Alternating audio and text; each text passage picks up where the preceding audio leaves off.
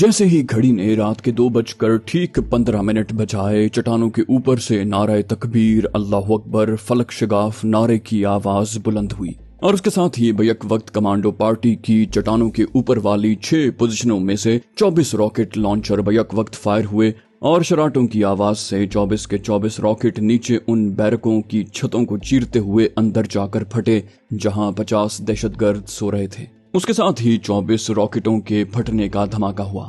ये ऐसा धमाका था जिसने सारे जंगल को लर्जा दिया। दरख्तों में सोए हुए परिंदे हड़बड़ा कर जागे और शोर मचाते, चीखते चिल्लाते आसमान की तरफ परवास कर गए। तीनों बैरकें शोलों में तब्दील हो गईं। इंसानी चीखों की आवाजें आने लगीं। कमांडर सुल्तान अली ने स्टेन गन के फायर से गेट के सिपाही को ढेर कर दिया। उसने इमरान और जिब्रान से कहा, थोड़े थोड़े वक्फे से ब्रस्ट फायर करते रहो। कैंप से कोई बाहर निकले तो उसे छलनी कर दो। कैंप रॉकेट के धमाकों और आग के शोलों और ऊपर चट्टानों से आए मशीन गन की फायरिंग के धमाकों से जहन्नम का मंजर पेश कर रहा था। एक रॉकेट गेट के करीब जो असलहा खाना था वहां आकर फटा और कोठड़ी में जो थोड़ा बहुत असलहा था उसने फट कर कोठड़ी के चीथड़े उड़ा दिए। कैंप के अंदर हर तरफ आग के शोले ही शोले थे। ऊपर से गोलियां बारिश की तरह बरस रही थीं। एक तरफ से 2 आदमी दीवाना वार भागकर गेट की तरफ आते नजर आए। उनमें से एक के कपड़ों में आग लगी हुई थी। जैसे ही वो गेट के पास आए, कमांडो इमरान, जिब्रान और सुल्तान अली की स्टेन गन्नों के फायर की बौछारों ने उन्हें वहीं भून डाला। कमांडर सुल्तान अली ने कहा, फायर रोक लो। चट्टानों के ऊपर और रजाकार कमांडोज की पोजीशनों से रॉकेट फायरिंग रुक गई थी। अब सिर्फ मशीन गन के ब्रस्ट मुसलसल फायर हो रहे थे। एक बार फिर नारे तकबीर, अल्लाह अकबर का नारा बुलंद हुआ और मशीन गन का फायर भी रुक गया। कमांडर सुल्तान अली ने कहा, ऑपरेशन कामयाब रहा, मुबारक हो। सारे के सारे दहशतगर्द अपने इंस्ट्रक्टरों के साथ भस्म हो गए, लेकिन हमें अभी अपनी पोजीशन में ही रहना होगा। एक बार फिर सन्नाटा छा गया। इस सन्नाटे में सिर्फ आग के शोलों के भड़कने की आवाज आ रही थी। मशीन गनों के धमाके रुक गए थे।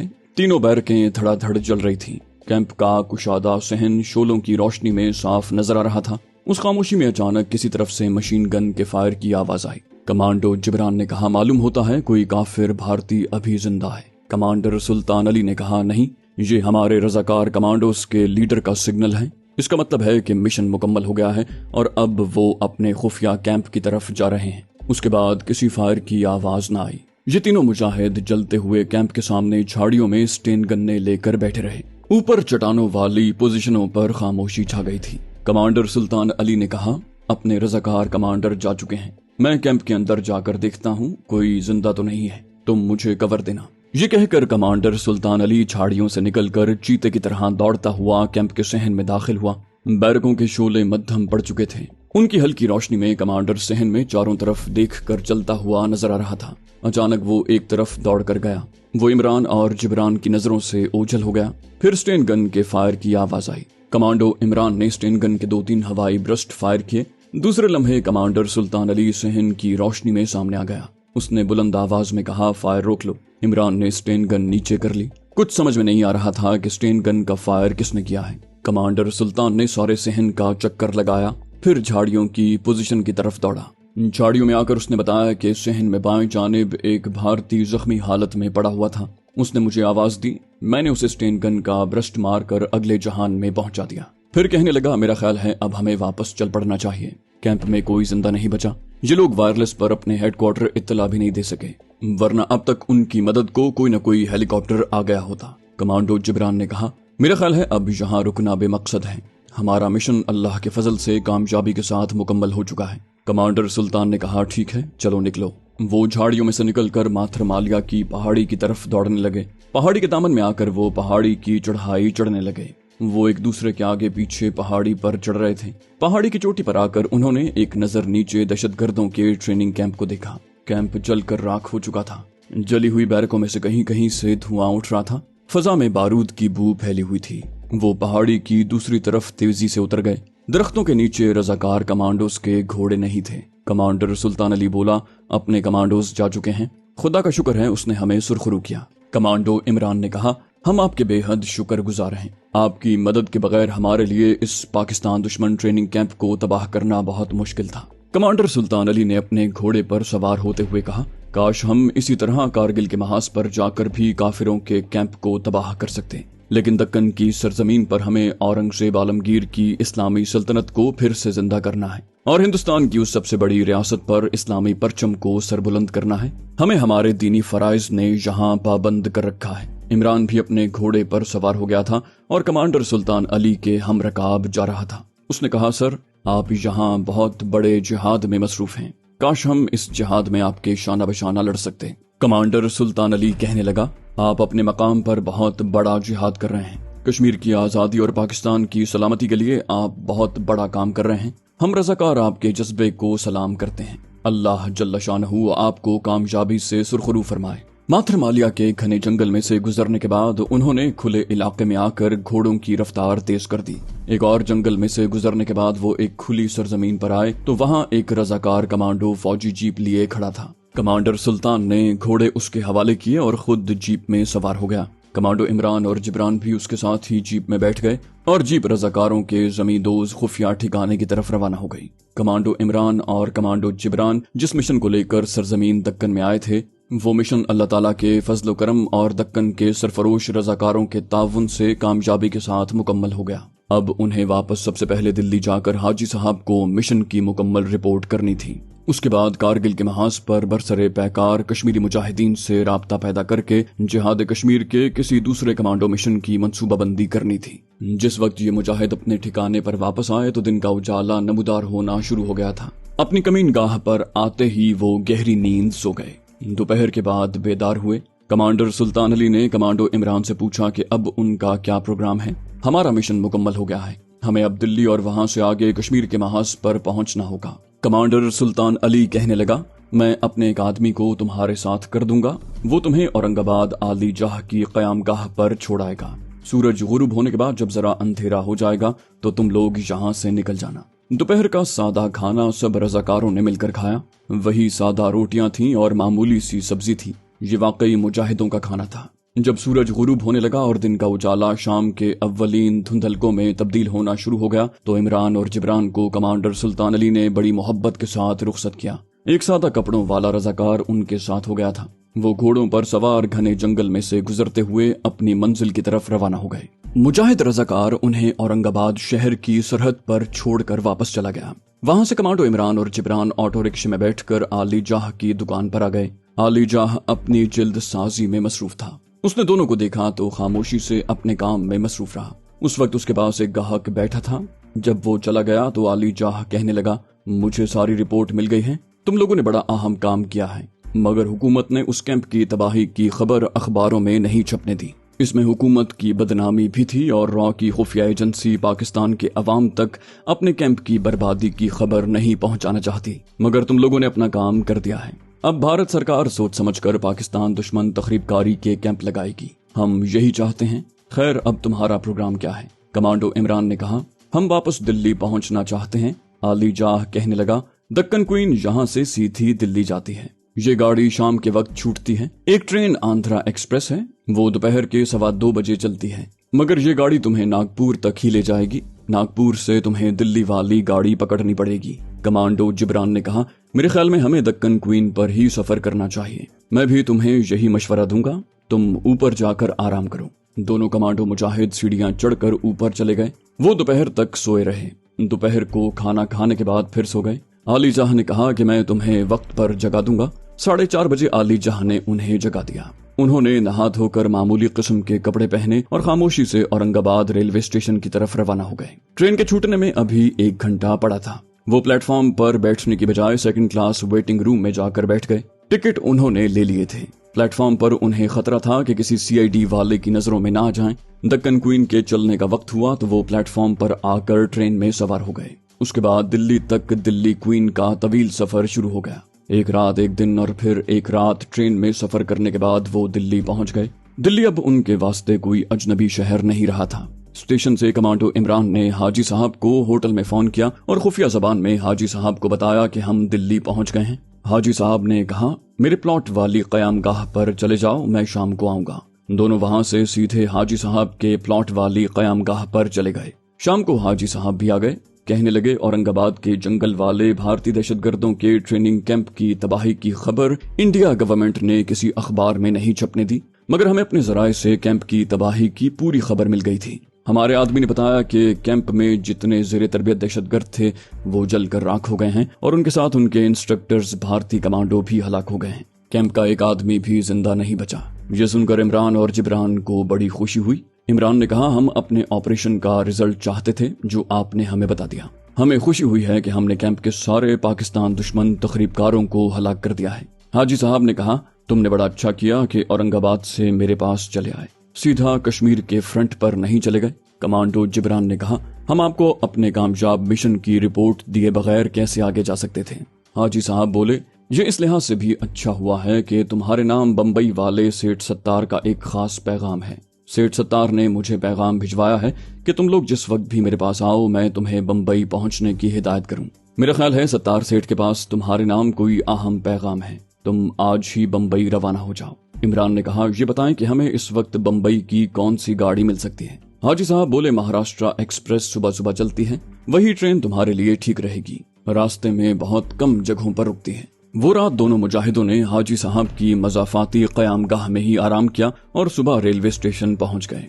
महाराष्ट्र एक्सप्रेस एक प्लेटफॉर्म पर खड़ी रही। उस गाड़ी का नाम क़याम पाकिस्तान से पहले बॉम्बे एक्सप्रेस होता था, लेकिन जब बम्बई को महाराष्ट्र में शामिल कर लिया गया तो उसका नाम महाराष्ट्र एक्सप्रेस रख दिया गया। ट्रेन में मुसाफिरों का हुजूम था। इमरान ने इंटर क्लास के टिकट लिए थे। इंटर क्लास में भी काफी रश था। बहरहाल उन्हें भी डिब्बे में सीट मिल गई। महाराष्ट्र एक्सप्रेस वाकई बड़ी तेज रफ्तार गाड़ी थी। दिल्ली से बम्बई की तरफ रवाना हुई तो उसने नई दिल्ली और निजामाबाद के स्टेशन भी छोड़ दिए, लेकिन दिल्ली से बम्बई तक बड़ा लंबा सफर था। एक्सप्रेस ट्रेन होने के बावजूद एक दिन और एक रात के सफर के बाद अगले दिन दोपहर के बाद बम्बई पहुंची।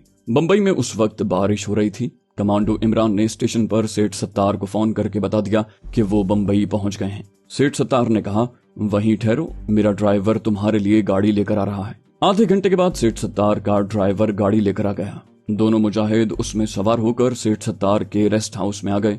बारिश काफी तेज हो रही थी। ड्राइवर दोनों को रेस्ट हाउस में छोड़कर चला गया। फिर सेठ सत्तार का फोन आ गया। कहने लगा, मैं पहुंच रहा हूं, तुम्हारे नाम एक बड़ा अहम खुफिया पैगाम है। और सेठ सत्तार ने फोन बंद कर दिया। टेलीफोन इमरान ने सुना। उसने जिब्रान से कहा, पता नहीं कोई पैगाम है हमारे नाम। किसका पैगाम हो सकता है? जिब्रान ने पूछा। मैं कुछ नहीं कह सकता, ये तो सेठ के आने पर ही मालूम होगा। कुछ वक्त ही गुजरा होगा कि सेठ की गाड़ी रेस्ट हाउस में दाखिल होकर पोर्च में खड़ी हो गई। सेठ सत्तार गाड़ी से निकलकर ड्राइंग रूम में आ गया, जहां दोनों कमांडो मुजाहिद बैठे उसका इंतजार कर रहे थे। सेठ सत्तार ने कमरे में दाखिल होते हुए नौकर को चाय लाने का कहा। अंदर आकर बोला, बम्बई में मॉनसून शुरू हो गया है। और सामने सोफे पर बैठकर कहने लगा, मिशन की कामयाबी की मुबारक हो। हमें इत्तला मिल गई थी, मगर फौज ने ट्रेनिंग कैंप की तबाही की खबर प्रेस को नहीं दी। इस खबर की अशात से लोगों में भारतीय सेना के बारे में बददिली पैदा हो सकती थी, लेकिन ऐसी खबरें कभी छुपी नहीं रह सकती। बात सारे मुल्क में फैल जाती है। इतने में नौकर चाय ले आया। वो चाय पीते हुए औरंगाबाद कैंप के मिशन की कामयाबी पर बातें करते रहे। आखिर इमरान ने पूछा, हमारे नाम कौन सा पैगाम है आपके पास? सत्तार सेठ ने चाय की प्याली मेज पर रख दी और इमरान और जिब्रान की तरफ जरा झुककर कहा, भोपाल से ललितपुर झांसी रेलवे लाइन पर एक स्टेशन गंज बासौदा है, जो अब बहुत बड़ा शहर बन गया है। वहाँ शहर से थोड़ी दूर जंगल के किनारे सयाहों और शेर का शिकार खेलने वाले शिकारियों की सहूलत के लिए एक डाक बंगला बना हुआ है, जहाँ सयाह और शिकार के शौकीन किराए पर कमरा लेकर कयाम करते हैं।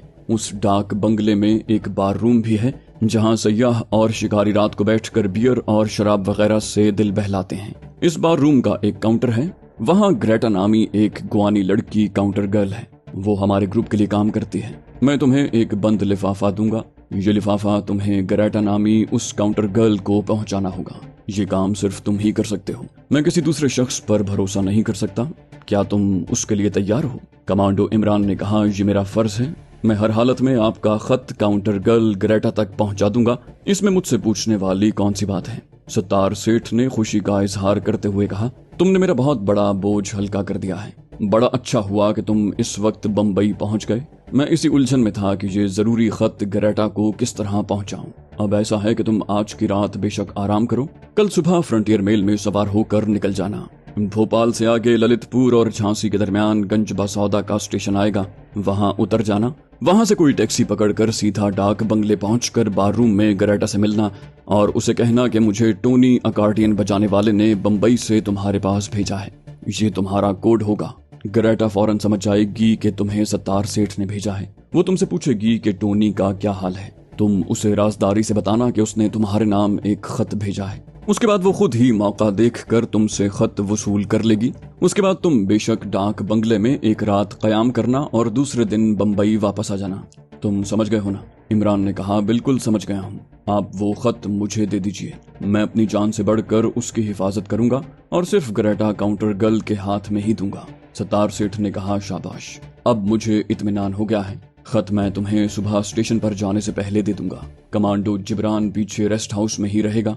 जब तुम ये मिशन पूरा करके वापस आओगे तो तुम दोनों का वापस कश्मीर फ्रंट पर जाने का इंतजाम हो जाएगा। कमांडो जिब्रान ने कहा, ठीक है सर, मैं यहीं रहकर इमरान की वापसी का इंतजार करूंगा। दूसरे दिन ट्रेन की रवानगी के टाइम से 1 घंटा पहले सत्तार सेठ गाड़ी लेकर आ गया। वो गाड़ी खुद चला रहा था। कमांडो इमरान बिल्कुल तैयार था। सत्तार सेठ ने उसे अपने साथ गाड़ी में बिठा लिया और डैशबोर्ड में से एक नोटबुक में से रंगीन तस्वीर निकालकर इमरान को दिखाई। ये एक खुश शक्ल नौजवान लड़की की तस्वीर थी जिसके बाल कटे हुए थे और जिसने अंग्रेजी वज़ा का लिबास पहन रखा था। सत्तार सेठ ने कहा, ये काउंटर गर्ल ग्रेटा है, इसको अच्छी तरह से देख लो। तुम्हें मेरा खुफिया खत तो इसी को जाकर देना है। कमांडो इमरान ने ग्रेटा की फोटो को 10-15 सेकंड तक गौर से देखा और फोटो सत्तार सेठ को वापस कर दी। बोला, मैंने ग्रेटा की शक्ल अच्छी तरह से देख ली है, आपका खत इसी लड़की के हवाले करूंगा। सत्तार सेठ ने उसके बाद जेब से एक बंद लिफाफा निकालकर इमरान को दिया जो आम डाक के लिफाफे के साइज का था और जो प्लास्टिक के लिफाफे में लिपटा हुआ था। ये वो लिफाफा है जो तुम्हें ग्रेटा को देना है। इसकी पूरी हिफाजत करना और किसी भी हालत में ये लिफाफा किसी दूसरे शख्स के हवाले मत करना। समझ गए हो? इमरान बोला, जी हाँ समझ गया हूँ, आप बेफिक्र हो जाएं। इमरान ने प्लास्टिक के कागज में लिपटा हुआ लिफाफा अपनी जैकेट की अंदर वाली जेब में रख लिया। सत्तार सेठ ने इमरान को एक और लिफाफा दिया और कहा, इसमें 500 रुपए के नोट हैं। इस मिशन के लिए इतनी रकम काफी होगी। अगर वहां जाकर ज्यादा पैसों की जरूरत पड़ जाए तो बिला तकल्लुफ ग्रेटा से तलब कर लेना। वो अपने ग्रुप की लड़की है और बेहद ज़हीन और समझदार है। सत्तार सेठ ने गाड़ी स्टार्ट की और बंबई के सेंट्रल स्टेशन की तरफ रवाना हो गया। उन दिनों फ्रंटियर मेल बंबई के बॉम्बे सेंट्रल स्टेशन से रवाना हुआ करती थी। सत्तार सेठ इमरान को स्टेशन पर छोड़कर वापस चला गया। इमरान सीधा बुकिंग विंडो पर गया, वहां से गंज बसौदा तक का इंटर क्लास का एक टिकट लिया और प्लेटफॉर्म पर आ गया। फ्रंटियर मेल बंबई से चलती थी और बंबई से अमृतसर तक जाती थी। ट्रेन प्लेटफॉर्म पर खड़ी थी। कुछ मुसाफिर बैठ चुके थे, कुछ सवारियां आ रही थी। प्लेटफॉर्म पर खूब रश था और तरह तरह की आवाजें सुनाई दे रही थी। इमरान के पास कोई सामान वगैरह तो नहीं था, सिर्फ एक ब्रीफकेस था जिसमें सफर का जरूरी सामान रखा हुआ था। वो इंटर क्लास के एक कंपार्टमेंट में सवार हो गया। अपने वक्त पर ट्रेन प्लेटफॉर्म से चल पड़ी। फ्रंटियर मेल एक तेज रफ्तार एक्सप्रेस ट्रेन थी और किसी छोटे स्टेशन पर नहीं रुकती थी। ये सफर भी तवील था। बंबई से गंज बसौदा तक रास्ते में कई बड़े शहर आए। सारा दिन ट्रेन सफर करती रही। शाम का झटपटा हो रहा था कि ट्रेन बुरहानपुर पहुंची। बुरहानपुर से आगे कई अहम शहरों में से होती हुई ट्रेन भोपाल पहुंच गई। भोपाल की रियासत, जो कभी मुसलमान रियासत हुआ करती थी, भारत के बिल्कुल वस्त में वाक़ है और भोपाल से लेकर झांसी तक का सारा वस्ती इलाका सतपड़ा के खतरनाक जंगलों से भरा हुआ है। उन जंगलों में हर किस्म के दरिंदे और हशरातुल अर्ज पाए जाते हैं। ऐसी ऐसी दलदलें हैं जहां हाथी गिर पड़े तो गुम जाएं। उन जंगलों में बाहर के मुल्कों से आकर शिकारी शेर का शिकार करते हैं। यही वो इलाका है जहां गंज बसौदा का रेलवे स्टेशन था, जहां कमांडो इमरान ने जंगल के किनारे पर वाक़े डाक बंगले के बार रूम की काउंटर गर्ल ग्रेटा को सत्तार सेठ का जरूरी खत पहुंचाना था। इमरान ने यह खत अपनी जैकेट की अंदरूनी जेब में बड़ा संभाल कर रखा हुआ था। दूसरे दिन दोपहर के बाद ललितपुर और झांसी के दरमियान गंज बसौदा का स्टेशन आया। फ्रंटियर मेल यहाँ कुछ देर के लिए रुकती थी। किसी जमाने में ये छोटा सा शहर हुआ करता था, मगर अब बड़ा वसी और काफी आबादी वाला शहर बन गया था और सतपड़ा के जंगलों का उसे दरवाजा कहा जाता था। इस शहर की इसी खुसूसियत की वजह से यहाँ एक ठेकेदार ने डाक बंगला बना रखा था, जहाँ सयाह और शिकारी लोग आकर कयाम करते थे और फिर जंगलों में शिकार के लिए निकल जाते।